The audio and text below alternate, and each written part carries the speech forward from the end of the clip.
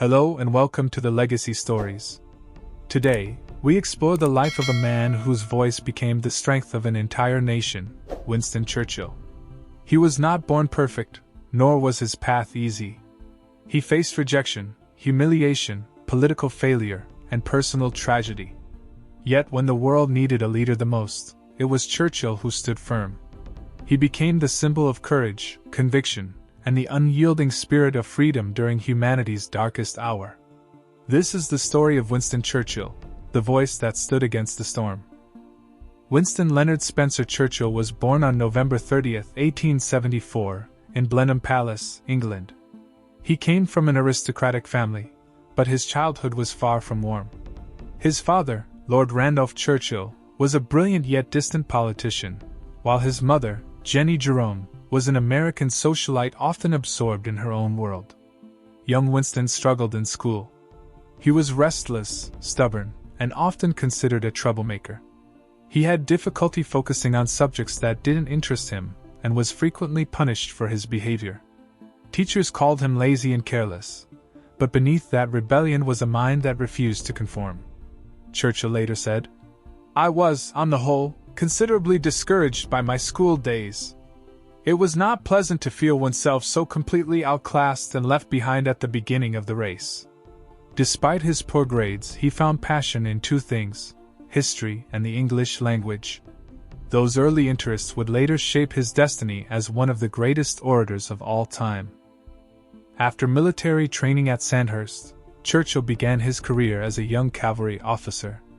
He saw combat in Cuba, India, Sudan, and South Africa, and wrote extensively about his experiences. His writing not only earned him recognition but also built his reputation as a brave and adventurous young man. During the Boer War, he was captured by enemy forces while working as a war correspondent. His daring escape from captivity made international headlines and turned him into a national hero overnight. That moment changed everything. Churchill realized that courage, combined with communication, could move nations. It marked the beginning of his transition from soldier to politician. In 1900, Winston Churchill entered Parliament as a conservative. However, his independent thinking soon led him to switch sides and join the Liberal Party, a move that shocked many. He became known for his bold opinions and his refusal to follow political norms.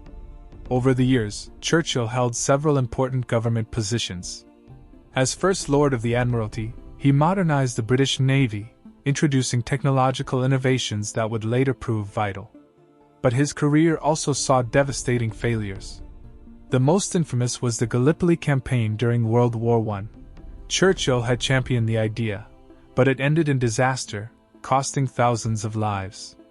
He was blamed, forced to resign, and publicly humiliated.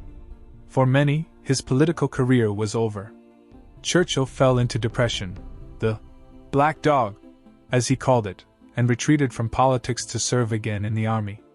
It was one of the lowest points in his life. Yet, as history often shows, great leaders are shaped not in comfort, but in crisis. Throughout the 1930s, Churchill became a political outcast. His warnings about Nazi Germany's rise were dismissed as paranoia. Many saw him as a relic of the past, outdated, difficult, and obsessed with war. He was excluded from power and largely ignored by his own party. But he refused to stay silent. From his home at Chartwell, he continued to write, study, and speak out against the growing threat of Adolf Hitler. When others preached peace through appeasement, Churchill warned that weakness would only invite destruction. He was called alarmist, stubborn, and out of touch. But when Hitler invaded Poland in 1939, proving Churchill right, everything changed. In May 1940, Britain faced its gravest moment. France was collapsing, Nazi forces were advancing, and Britain stood alone. Prime Minister Neville Chamberlain resigned, and Winston Churchill, the man many had doubted, was chosen to lead.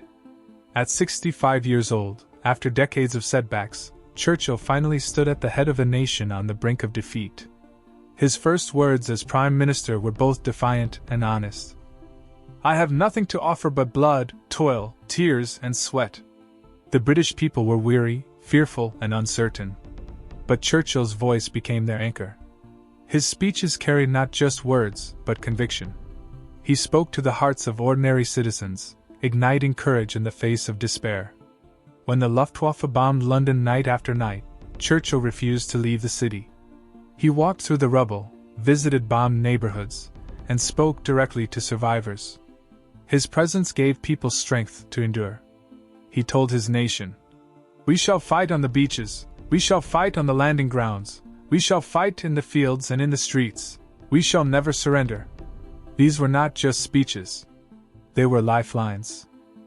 By 1945, the tide had turned.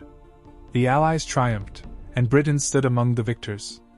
Churchill had guided his people through one of history's darkest storms. But victory came at a cost. After the war, in a surprising turn, Churchill's party lost the general election. The man who had saved his nation was voted out of power. He accepted defeat with grace, saying, "They have a perfect right to kick me out. That is democracy." In later years, he returned to power for a short time, continued writing, painting, and delivering speeches that inspired generations. In 1953, he was awarded the Nobel Prize in Literature for his historical writings and speeches, an acknowledgement of how deeply his words had shaped the world. When he passed away in 1965, the world mourned not just a British statesman, but a symbol of courage and resilience. Beyond politics and war, Churchill was a man of emotion and contradiction. He loved art, poetry, and history. He painted landscapes to fight his depression and wrote passionately about the lessons of life. He was stubborn but deeply human, proud yet self-aware, often saying, "Success is not final, failure is not fatal, it is the courage to continue that counts." That single line defines his entire life, a series of rises and falls, of mistakes and triumphs, yet always moving forward.